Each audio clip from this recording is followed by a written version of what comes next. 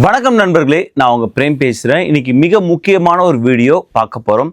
ஆமாங்க, US spokesperson Jack Collar சேர்ந்து ஒரு முக்கியமான ஒரு கிளாரிஃபிகேஷன் வந்திருக்கு.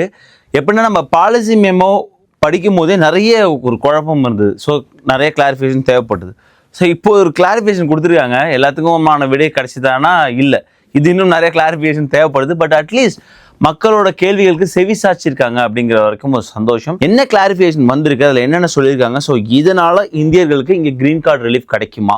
அதாவது H1B, L1 or any religious worker, F1 visa இப்படி கிரீன் கார்டு பார்த்து எடுக்கிறாங்க இல்லையா? I-140 வாங்கிட்டு I-485 பண்ணிட்டு கிரீன் கார்டு வாங்குறாங்க இல்லையா? ஸோ இவங்க எல்லாமே உள்ளுக்குள்ளே பண்ண முடியுமா, இல்லை வெளியில தான் போகணுமா? இந்த கிளாரிஃபிகேஷன் என்ன சொல்லுது அப்படின்னு பார்க்க போகிறோம். வாங்க வீடியோக்குள்ள போகலாம். வீடியோ போகிறதுக்கு முன்னாடி க்ரோபோ மணி டிரான்ஸ்ஃபர் நம்ம வியூவர்ஸ்க்காக $25 வந்து ஃப்ரீயாக தராங்க. நீங்கள் $500 பணம் அனுப்பும் போது $25 உங்களுக்கு வந்து இலவசமாக கிடைக்கும். லாஸ்ட் தடவை நம்ம சொல்லும் போது க்ரோபோ மணி டிரான்ஸ்ஃபர் மூலியமா NRE NRO அக்கௌண்ட் வந்து சப்போர்ட் பண்ணல அப்படின்னு சொல்லியிருந்தீங்க. இப்போ NRE NRO or any savings account இருந்தாலுமே சப்போர்ட் பண்ணுறாங்க. ஸோ நீங்கள் தாராளமாக பணம் அனுப்பலாம். க்ரோபோ மணி டிரான்ஸ்ஃபர் வந்து கூகுளோட ரேட்டை வந்து அப்படியே தருவாங்க. ஸோ அது ஒரு அட்வான்டேஜ் கிடைக்கும் நமக்கு, நல்ல காம்படிட்டிவ் ரேட் கிடைக்கிறதுக்கு. ஏன்னா நீங்கள் உங்கள் ஸ்க்ரீன்லேயும் பார்க்க முடியும் அவங்க எவ்வளோ தராங்க, அவங்களோட காம்படிட்டர்ஸ் எவ்வளோ தராங்கன்னு. ப்ளஸ் நோ டிரான்ஸ்ஃபர் ஃபீ, விரைவாக உங்கள் பணம் வந்து போய் சேரும். நீங்கள் அவங்களோட ஆப் ஸ்டோரில் அவங்க ஆப்போட டவுன்லோட் பண்ணிக்கலாம். நல்ல ரேட்டிங் கொடுத்துருக்காங்க, 4.6 ரேட்டிங் கொடுத்துருக்காங்க. உங்கள் ஸ்க்ரீன்லேயே ஒரு QR கோட் இருக்குது. அந்த QR கோடை ஸ்கேன் பண்ணிங்கன்னா ஒரு பேஜ் ஓப்பன் ஆகும். கிளைம் யுவர் $25 ஒரு பட்டன் இருக்கும். கிளிக் பண்ணிங்கன்னா உங்களோட இமெயில் ஆர் கூகுள் அக்கௌண்ட் வச்சு லாகின் பண்ணிக்கலாம். நீங்கள் ஃபஸ்ட் டைம் யூசர் ப்ளஸ் $500 மேலே அனுப்பும்போது $25 உங்களுக்கு வந்து கிடச்சிடும். அதாவது $500 அனுப்புனீங்கன்னா 5% உங்களுக்கு அமேசான் கிஃப்ட் கார்டாக உங்கள் அக்கௌண்ட்டில் வந்துடும். ஸோ நீங்கள் எது வேணாலும் வாங்கிக்கலாம். ஸோ இது நல்ல ஒரு ஆஃபர். க்ரோபோ மணி டிரான்ஸ்ஃபர் நம்ம வியூவர்ஸ்க்காக தராங்க, யூஸ் பண்ணிங்க. எனி சப்போர்ட் க்ரோபோ மணி டிரான்ஸ்ஃபர் வேணுனாலும் அவங்களோட கஸ்டமர் சர்வீஸ் ஃபோன் நம்பர் இருக்குது, உங்கள் டிஸ்கிரிப்ஷன்லையும் பின் கமெண்ட்ஸ் கொடுக்குறோம், யூஸ் பண்ணிங்க. ரொம்ப ஒரு யூஸ்ஃபுல்லான ஆஃபர் ரன் பண்ணிட்டு இருக்காங்க மக்களே. இந்த ரேட்டு அதிகமாக இருக்கிற நேரத்தில் இந்த ஆஃபரை நீங்கள் யூஸ் பண்ணும்போது உங்களுக்கு ஒரு நல்ல மணி டிரான்ஸ்ஃபராக அமையும். கடைசியாக போட்ட வீடியோக்கு 1,12,000 ஹைப் பண்ணியிருந்தீங்க. ரொம்ப ரொம்ப சந்தோஷமாக இருந்தது. ஏன்னா இது வரைக்கும் வந்து எந்த வீடியோலையும் இந்த ஒரு ஹைப் நம்பர் வரல. ஸோ உங்களோட ஆதரவுக்கு மிகப்பெரிய ஒரு நன்றி. அது வந்து சொல்ல வார்த்தைகள் இல்லை. நீங்கள் எங்கள் மேலே வச்சுருக்க நம்பிக்கை கண்டிப்பாக வந்து இன்னும் நல்ல நல்ல கண்டென்ட்டில் நாங்கள் தருவோம். உங்களுக்கு இந்த வீடியோ பிடிச்சிருந்தா கண்டிப்பாக லாஸ்ட் வீடியோக்கு தந்த ஹைப்பை இந்த வீடியோ கொடுங்க. அந்த பட்டன் உங்கள் ஸ்க்ரீன்லேயும் தெரியும், கிளிக் பண்ணிங்கன்னா போதும். ஸோ இந்த வீடியோ நிறைய பேர் சேரும், இந்த கிளாரிஃபிகேஷன் நிறைய பேருக்கு வந்து கிடைக்கும். ஸோ அதனால் வந்து ஒரு பீஸ் ஆஃப் மைண்ட். ஏன்னா இந்த லாஸ்ட் வீக்லேருந்து ஃப்ரைடே வந்ததுலேருந்து நிறைய பேர் கொஞ்சம் குழப்பத்தில் இருந்தாங்க. பட் இந்த கிளாரிஃபிகேஷன் வந்த பிறகு கொஞ்சம் ஒரு பீஸ் ஆஃப் மைண்ட் கிடைக்குது. மீண்டும் ஒரு முறை உங்கள் சப்போர்ட்டுக்கு மிகப்பெரிய நன்றி. இன்ட்ரோல பார்த்த மாதிரி ஃப்ரைடே மெமோ பற்றி எல்லாருக்குமே தெரியும். அந்த மெமோ ரிலீஸ் பண்ணதும் US spokesperson Jack Collar தான். அவங்க தான் இந்த கிளாரிஃபிகேஷன் கொடுத்துருக்காங்க. இந்த கிளாரிஃபிகேஷன் காரணம் என்ன, எதுக்காக அது தேவைப்படுதுன்னு பார்க்கும்போது, நம்ம அந்த பாலிசி மெமோ படிக்கும்போது சொன்னோம் நிறைய கேள்விகளோட தான் அந்த மெமோ முடிஞ்சிருந்தது அப்படின்னு. ஏன்னா நம்ம கிளீனாகவே சொல்ல முடியல. இப்போ H1B L1 விசா ஹோல்டர்ஸ் இங்கே EB1 EB2 EB3 பண்ணுறாங்கன்னா கண்டிப்பாக அவங்க உள்ளுக்குள்ளே இருந்தால் போதும், வெளியே போக தேவையில்லை அப்படிங்கிற ஒரு கிளீனான ஒரு மெசேஜ் அங்கே எதுவுமே இல்லை. டெக்ஸ்ட் எதுவுமே இல்லை.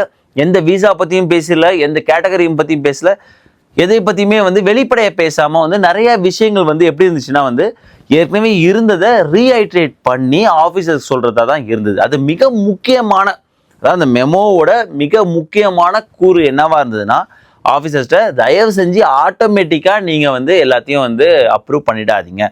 டிஸ்கிரிப்ஷன் பவர் இருக்குது. ஸோ ஆட்டோமேட்டிக்காக அப்ரூவ் பண்ணாதீங்க. கேஸ் பை கேஸ் எடுத்து பார்த்துட்டு அப்ரூவ் பண்ணுங்கள். இன்னொரு விஷயமும் சொல்லியிருந்தாங்க, மக்கள் உள்ளே வரும்போது, அதாவது வந்து டெம்பரரி ஒர்க் வீசா ஸ்டூடெண்ட் டூரிஸ்டாக வரும்போது கண்டிப்பாக அவங்க வந்து கண்ட்ரியை விட்டு வெளில போய் தான் க்ரீன் கார்டு அப்ளை பண்ணி ஆகணும், எக்ஸப்ட் எக்ஸ்ட்ரானரி சர்க்கம்ஸ்டான்சஸ் போட்டிருந்தாங்க. அந்த எக்ஸ்ட்ரானரி சர்க்கம்ஸ்டான்ஸை என்னன்னு தெரியல. ஸோ இதெல்லாம் பார்த்து நாங்கள் கடைசி வீடியோ ஒரு விஷயம் சொல்லியிருந்தேன். கண்டிப்பாக வந்து H1B ஆர் L1 நீங்கள் அப்ளை பண்ணும்போது இன்னும் நிறைய உங்களுக்கான டிஸ்கிரிப்ஷனரி எவிடன்ஸ் இருக்குது. அதனால் வந்து இன்னும் அந்த கேஸஸ் ஸ்ட்ராங்காக இருக்கும். ஸோ மேக்ஸிமம் டைமில் நீங்கள் வெளியே போக வேண்டிய அவசியம் இருக்காது அப்படின்னு சொல்லியிருந்தோம். ஸோ இப்போ என்ன கிளாரிஃபிகேஷன் ஜாக் காலர்லேருந்து வந்திருக்குன்னு ஃபர்ஸ்ட் பார்ப்போம். ஸோ உங்கள் ஸ்க்ரீன்லேயே பார்க்க முடியும், US spokesperson Jack Caller என்ன சொல்லியிருக்காங்கன்னா, after years of ignoring the intent of Congress in the adjustment of status application, US is merely restating and reasserting the intent. இதை நம்ம முன்னாடியே பார்த்தோம். ஸோ இதான் வந்து இந்த பாலிசி மெமோவோட அந்த முதல் 2 பேராகிராஃபில் இருந்தது. அதாவது ரீஹைட்ரேட் தான் பண்ணியிருந்தாங்க தவிர புதுசாக எதுவுமே இல்லை. While we work to optionalize this, people who present applications that provide an economic benefit or otherwise are in the national interest will likely be able to continue on their current path, while others may be asked to apply abroad depending on individualized circumstances. So இதில் வந்து இதையுமே வந்து ஒரு சின்ன paragraph இருந்தாலும் இது வந்து ஒவ்வொரு லைனா இல்லை ஒவ்வொரு எழுத்தாக வந்து பிரித்து பார்க்க வேண்டியதாக இருக்குது. ஏன்னா முதல் குறிப்பிட்டது ஏற்கனவே இருந்தது தான் வந்து ரீஹைட்ரேட் பண்ணுறாங்க. அடுத்த விஷயம் வந்து ரொம்ப முக்கியமான ஒரு விஷயம் சொல்கிறாங்க இல்லையா. ஸோ இது எல்லாருக்குமானதாக இல்லை, யாரெல்லாம் இங்கே அதாவது இண்டிவிஜுவல் பர்சனால இங்கே ஒரு எக்கனாமிக் பெனிஃபிட் இருக்குது ஆர் நேஷனல் இன்ட்ரெஸ்ட் இங்கே வந்து இருக்கோ அந்த மக்களால் இந்த தேசத்துக்கான தேவை ஏற்படும் போது அந்த மக்கள் வெளியே போய் கிரீன் கார்டு அப்ளை பண்ண வேண்டிய அவசியமே இல்லை, கரண்ட் பாத் படி உள்ளுக்குள்ளேருந்து அப்ளை பண்ணலாம் அப்படின்னு ஒரு செட் ஆஃப் பீப்புள் நோத்துறாங்க.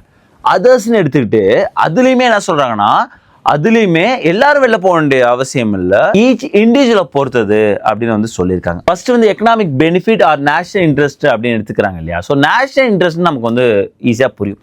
அதனால தான் நான் வந்து போன வீடியோ சொன்னேன், யார் யாரெல்லாம் NIW பண்ணுறாங்களோ ஸோ அவங்கெல்லாம் அட்ஜஸ்ட்மெண்ட் ஆஃப் ஸ்டேட்டஸ் போகும்போது கண்டிப்பாக வந்து NIWவே வந்து நேஷனல் இன்ட்ரெஸ்ட் வேவர் தான் இல்லையா. ஸோ அதுவே வந்து ஒரு ஸ்ட்ராங்கான ஒரு சப்போர்ட் தான், டிஸ்கிரிஷனரி எவிடன்ஸ் தான் ஏன் அவங்க உள்ளுக்குள்ளே அட்ஜஸ்ட்மெண்ட் ஆஃப் ஸ்டேட்டஸ் போகணும். ஸோ அந்த மாதிரியான மக்களுக்கு எந்த பிரச்சனையுமே கிடையாது, இப்பயும் ஒரி பண்ண வேண்டிய அவசியம் இல்லை. ஸோ யார் யாரெல்லாம் நேஷனல் இன்ட்ரெஸ்ட்குள்ளே வருவாங்க அப்படின்னு பார்க்கும்போது ஹெல்த் கேர் ஒர்க்கர்ஸ் ஆப்வியஸாக அவங்க உள்ளே வருவாங்க. யாராவது H1Bல டாக்டராக இருக்காங்க, ஸோ அவங்க வந்து EB2 EB3 ஆர் EB1ல போகிறாங்கன்னா கண்டிப்பாக அவங்க இது உள்ளே வருவாங்க. ஸோ வந்து வெளில போய் தான் கவுன்சிலர் ப்ராசஸ் பண்ணணும்னு அவசியம் கிடையாது, உள்ளுக்குள்ளேருந்து அட்ஜஸ்ட்மெண்ட் ஆஃப் ஸ்டேட்டஸ் பண்ணிக்கலாம்.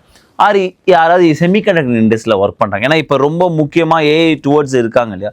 ஸோ யாராவது வந்து டேட்டா சென்டர் செமிகண்டக்டர் இண்டஸ்ட்ரியில் ஒர்க் பண்ணுறாங்க, அவங்க இந்த அட்ஜஸ்ட்மெண்ட் ஆஃப் ஸ்டேட்டஸ் பண்ணுறாங்கன்னா அவங்களுக்கான முக்கியத்துவம் அதிகமாக இருக்கும். ஆர் ஏதாவது யூனிவர்சிட்டியில் ஒர்க் பண்ணுறாங்க, இல்லை ஸ்டேட் ப்ராஜெக்ட், இந்த மாதிரியான விஷயங்கள்லாம் நேஷனல் இன்ட்ரெஸ்ட்குள்ளே வரதுக்கான வாய்ப்புகள் அதிகமாக இருக்குது. ஸோ அவங்களுக்கு எல்லாமே பிரச்சனை இல்லை, ஸோ ஸ்ட்ரெயிட் ஃபார்வர்டாக இருக்கும். இப்போது இந்த எக்கனாமிக் பெனிஃபிட்னு ஒரு விஷயம் வருது, அதுதான் வந்து கிளியரான ஒரு டெஃபினேஷனில் ஒருவேளை வந்து சரியான முறையில் வந்து டேக்ஸ் ஃபைலிங் பண்ணியிருக்காங்களா, அவங்களோட community ties or family ties எப்படி இருக்குன்னு பார்ப்பாங்களா, அது வந்து க்ளீனான ஒரு டெஃபினேஷன் இல்லை. ஸோ இதுதான் சொல்கிறேன், இந்த கிளாரிஃபிகேஷன் இன்னும் கொஞ்சம் கூட நிறைய அவங்க வந்து எக்ஸ்பிளைன் பண்ணியிருக்கலாம் அப்படின்னு தெரியுது. பட் நான் வந்து இதை வச்சு நான் ஸ்ட்ராங்காக சொல்கிறது என்னென்னா வந்து நிறைய பேர் இப்போ H1Bல L1ல இங்கே பண்ணுறாங்க இல்லையா. ஸோ அவங்கள இவங்க டார்கெட் பண்ணலை, அந்த மக்களில் ஒரு 95% மேலே வந்து இது உள்ளுக்குள்ளேயே பண்ணுறதா தான் இருக்கும். இன்னும் ஃபியூச்சர் கிளாரிஃபிகேஷன் வரும்போது இது வந்து என்னோட 2 cents தான். ஸோ இது வந்து எங்கேயுமே வந்து எக்ஸ்ப்ளனேஷன் கொடுக்கல. ஏன் அவ்வளோ கான்ஃபிடென்ட் நான் சொல்கிறேன், 2 visa H1B visa L1 visa பார்க்கும்போதும் டுவல் என்டர் 2 விசா உள்ளவங்களும் பெரும்பாலான நேரங்களில் ஓவர்ஸ்டே பண்ணியிருக்க மாட்டாங்க, அன்ஆத்தரைஸ் ஒர்க் அதாவது வந்து பெட்டிஷன் அப்ரூவ் ஆகாமல் ஒர்க் பண்ணியிருக்கவும் மாட்டாங்க. அப்படி இருக்கும்போது அவங்க வெளியில் போய் தான் பண்ணுங்கிற அவசியம் இல்லை, டேக்ஸ் ஃபைலிங் கரெக்டாக பண்ணியிருப்பாங்க. ஸோ இந்த மாதிரி நிறைய கைட்லைன்ஸை வந்து அவங்க ஃபாலோ பண்ணியிருப்பாங்க. அதில் இதெல்லாம் ஃபாலோ பண்ணாதவங்க கண்டிப்பாக பிரச்சனை. ஸோ இதில் வந்து சப்போஸ் யாராவது ஓவர்ஸ்டே பண்ணி இருந்தாலோ டேக்ஸ் ஃபைலிங்கில் ஏதாவது குளறுபடிகள் இருந்தாலும் இந்த மாதிரியான விஷயங்கள் இருக்கும்போது அவங்க வெளியில் போய் தான் பண்ணணும்னு யோசிக்க சொல்ல வாய்ப்பு இருக்குது. அதர் தன் தட் நீங்கள் ஒரி பண்ண வேண்டிய அவசியமே இல்லை. கண்டிப்பாக RFI கேட்க வாய்ப்பு இருக்குது. ஸோ இன்னும் வந்து நிறைய எவிடன்ஸ் கொடுங்க அப்படின்னு கேட்க வாய்ப்பு இருக்குது. ஸோ யாரை வந்து அவங்க டார்கெட் பண்ணுறாங்க, நான் முன்னாடியே சொன்ன மாதிரி தான் சிங்கிள் இன்டென்ட்டில் வந்து இங்கே பண்ணுறாங்க இல்லையா. ஸோ அவங்கள தான் வந்து மேஜராகவே வந்து டார்கெட் பண்ணுறாங்க. ஸோ அதனால தான் திரும்ப வந்து சொல்கிறது economic benefit R national interest அப்படின்னு சொல்கிறாங்க. ஸோ ஒருவேளை இந்த எக்கனாமிக் பெனிஃபிட்டில் அந்த டிஸ்கிரிப்ஷன் கொடுக்கல, டெஃபினேஷன் கொடுக்கல, ஒருவேளை வந்து சரியான முறையில் இங்கே டேக்ஸ் கட்டிட்டு வேலை பார்ப்பவர்கள் அப்படிங்கிற ஒரு டிஸ்கிரிப்ஷனுக்குள்ளே அது இல்லை டெஃபினேஷனுக்குள்ளே வந்துச்சுன்னா அதான் நான் திரும்ப சொன்னேன் H1B L1 விசா ஒர்க்கர்ஸ்க்கு பிரச்சனை இருக்காது. பட் எங்கேயுமே ஹைஸ்கில்டு ஒர்க்கர்ஸ் H1B L1 விசான்னு அவங்க சொல்ல, பட் எல்லாருமே புரிஞ்சுக்கிட்டது என்னென்னா அட்டானி எல்லாமே புரிஞ்சுக்கிட்டது என்னென்னா ஹைஸ்கில்டு ஒர்க்கர்ஸ்க்கு இந்த கிளாரிஃபிகேஷன் வந்த பிறகு பிரச்சனை கம்மியாக இருக்கும் அப்படின்னு தான் வந்து சொல்கிறாங்க. ஸோ ஸ்டில் வந்து என்ன சொல்லியிருக்காங்கன்னா ஒரிஜினல் மெமோவை தான் நம்ம பார்த்தாகணும். டுவல் இன்டென்ட் இருக்குங்கிறதுனாலே H1B L1 பை டிஃபால்ட் நீங்கள் வந்து அப்ரூவ் பண்ணக்கூடாது, ஆட்டோமேட்டிக் அப்ரூவ் பண்ணக்கூடாது. I-140 அப்ரூவ் ஆகிருக்கு, டேட் வந்துடுச்சு, ப்ளஸ் வந்து அதே எம்ப்ளாயர் தான் ஒர்க் பண்ணுறாங்க, I-485 பண்ணியிருக்காங்கிறதுனாலே அப்ரூவ் பண்ணக்கூடாது. அதர் ஃபேக்டர்ஸும் நீங்கள் பார்க்கணும் அப்படின்னு சொல்லியிருக்காங்க. ஸோ அந்த அதர் ஃபேக்டர்ஸ் பார்க்கும்போது அந்த எக்கனாமிக் பெனிஃபிட் நேஷனல் இன்ட்ரெஸ்ட்லாம் உள்ளே வருதுன்னு நான் நினைக்கிறேன். ஸோ பட் கிளாரிஃபை பண்ணுவாங்க. ஸோ அப்படி பார்க்கும்போது H1B ஆர் L1 ஒர்க்கர்ஸ் இங்கே நீங்கள் EB1 EB2 EB3ல I-140 பண்ணிவிட்டு I-485 போகும்போது பிரச்சனைகள் மிக மிக மிக கம்மி. ஸோ நீங்கள் ஒரி பண்ண வேண்டிய அவசியம் இல்லை. ஒருவேளை அவங்களுக்கு இன்னும் டாக்குமெண்ட்ஸ் வேணுன்னா RFI தான் கொடுப்பாங்க, டைரக்ட் டினைலாம் பண்ணவே மாட்டாங்க. ஸோ நீங்கள் அந்த டாக்குமெண்ட் சப்மிட் பண்ணும்போது உங்களுக்கு ப்ராசஸ் வந்து போயிடும். நிறைய பேர் கேட்டிருக்கிறது இந்த EB4 கேட்டகரி நிறைய பேர் கேட்டிருக்காங்க. ரிலீஜியஸ் ஒர்க்கர்ஸ் இருக்காங்க, அவங்க EB4ல பண்ணுவாங்க. அவங்க கேட்டது வந்து இதனால் எங்களுக்கு பிரச்சனை இருக்குமானா ரிலீஜியஸ் R1 விசா வந்து டுவல் இன்டென்ட்குள்ளே வரல. ஸோ அது வந்து சிங்கிள் இண்டென்ட் வீசாவா அது அந்த கிளாரிஃபை தான் வந்து பண்ணும், யூசிஎஸ் தான் கிளாரிஃபை பண்ணும். நம்ம சொன்னோம் இல்லையா, இன்னொரு 108 கேள்வி இருக்குன்னா அந்த 108 கேள்வியில் இந்த ஒரு கேள்வியுமே இருக்குது. ஸோ R1 வீசாவை அவங்க எப்படி பார்க்குறாங்க, EB4 கேட்டகரி எப்படி பார்க்குறாங்க அப்படின்னு ரொம்ப முக்கியம். ஒருவேளை அவங்க இந்த ஒரு மூவ் பண்ணிட்டாங்கன்னா, அதாவது வந்து EB4 வந்து சிங்கிள் இண்டென்ட் தான், வெளில போய் தான் பண்ணியாகணும். எக்ஸப்ட், ஸோ அதான் முன்னாடி சொல்லியிருக்காங்க இல்லையா, except extraordinary circumstances or individualised circumstances அப்படி சொல்லியிருக்காங்க. இது நேஷனல் இன்ட்ரெஸ்ட்குள்ள வருமா அப்படின்னா வந்து இது வரைக்கும் எனக்கான அதுக்கான பதில் இல்லை. ஸோ எக்கனாமிக் பெனிஃபிட்டுக்கான டெஃபினேஷன் இல்லை.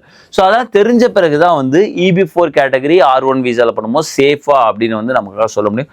பட் ஸ்டில் நமக்கு ஒரு வாரத்தையே தெரிஞ்சுன்னு நினைக்கிறேன். ஏன்னா பிகாஸ் ப்ராசஸ் பண்ணுவாங்க, அட்டார்னிஸ் நிறைய கிளாரிஃபை கேட்பாங்க. ஸோ அங்கேருந்து ரெஸ்பான்ஸ் வரும். ஸோ அதிலே வந்து தெரிஞ்சும். ஸோ பயப்பட வேண்டிய அவசியம் இல்லை இப்போதைக்கு. இன்னும் நிறைய பேர் ஒரி பண்ண விஷயம் வந்து இப்போது அட்வான்ஸ் பவரில் இருக்காங்க, EADல இருக்காங்க. ஸோ நாங்கள் வந்து இப்போ ட்ராவல் பண்ணலாமா பரவாயில்ல அப்படின்னா அதில் எந்த பிரச்சனையும் வரப்போகிறது இல்லை.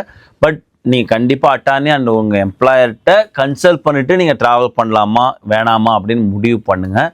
பிகாஸ் வந்து இன்னும் நமக்கு வந்து ஃபுல் கிளாரிட்டி கிடைக்கல இல்லையா, இன்னும் வெயிட் பண்ண வேண்டியது இருக்குது. ஸோ அதுக்காக சொல்கிறேன். அதர் தென் தட் அந்த அட்வான்ஸ் பவர் நீங்கள் ஏடில் இருக்கிறதுனால எந்த பிரச்சனையும் கிடையாது. பட் ஒரு விஷயம் நீங்கள் தெரிஞ்சுக்கணும், towards the process green card எப்போ வேணாலும் உங்கள்கிட்ட வந்து RFE கேட்கலாம், டாக்குமெண்ட்ஸ் கேட்கலாம், நீங்கள் சப்மிட் பண்ணணும். ஸோ எதையுமே வந்து இக்னோர் பண்ணாதீங்க. அது ரொம்ப ரொம்ப ரொம்ப முக்கியமான ஒரு விஷயம். கன்க்ளூஷன் போகிறதுக்கு முன்னாடி ரோபோ மணி டிரான்ஸ்ஃபருக்கு மிகப்பெரிய ஒரு நன்றி. $25 நம்ம வியூவர்ஸ்க்கு கொடுத்ததுக்கு. நீங்கள் $500 இல்லை அதுக்கு மேலே நீங்கள் ட்ரான்ஸ்ஃபர் பண்ணும்போது நீங்கள் இந்த QR கோடை ஸ்கேன் பண்ணும்போது உங்களுக்கான $25 அமேசான் கிஃப்ட் கார்டை நீங்கள் கிளைம் பண்ணிக்கலாம். கன்க்ளூஷன் என்னன்னா, என்னை பொறுத்த வரைக்கும் இந்த கிளாரிட்டி வந்து ஒரு அடிஷ்னல் ஒரு சப்போர்ட் டாக்குமெண்ட்ஸை வந்து மிக முக்கியமாக ஹைலி ஸ்கில்டு ஒர்க்கர்ஸ்க்கு கொடுத்துருக்குன்னு தான் நான் நினைக்கிறேன். அந்த economic benefit and national interest அப்படிங்கிற ஒரு வார்த்தை கண்டிப்பாக வந்து அதுக்கு ரெண்டுத்துக்குமே இன்னும் கொஞ்சம் டெஃபினேஷன் கொடுத்துருக்கலாம் அப்படின்னு நம்ம பேசினாலுமே வந்து இது வந்து ஒரு ஸ்ட்ராங்கான ஒரு எவிடன்ஸ் வந்து நம்ம மக்கள்கிட்டேருந்து கொடுக்கறதுக்கு வாய்ப்பு இருக்குது. ஸோ அதனால் இன்னும் ஒரு படி மேலே போய் நீங்கள் H1B or L1 வீசாவில் இங்கே ஒர்க் பண்ணும்போது நீங்கள் அட்ஜஸ்ட்மெண்ட் ஆஃப் ஸ்டேட்டஸ் உள்ளுக்குள்ளே தான் பண்ணுறதுக்கான வாய்ப்புகள் நிறையா இருக்குது. நீங்கள் வெளில போக வேண்டிய அவசியம் இல்லைன்னு நம்ம இன்னும் கொஞ்சம் ஸ்ட்ராங்காக சொல்லலாம். பட் ஸ்டில் நம்ம வந்து வெயிட் பண்ணி தான் பார்க்கணும். அண்டு என்னென்ன அப்டேட்ஸ் வருதோ நம்ம உடனே வந்து கொடுத்துருவோம். உங்களோட சப்போர்ட்டுக்கு மிக மிக நன்றி. உங்களுக்கு இந்த வீடியோ பிடிச்சா லைக் பண்ணுங்கள், ஷேர் பண்ணுங்கள், மறக்காமல் நம்ம சேனலை சப்ஸ்கிரைப் பண்ணுங்கள். நன்றி, வணக்கம்.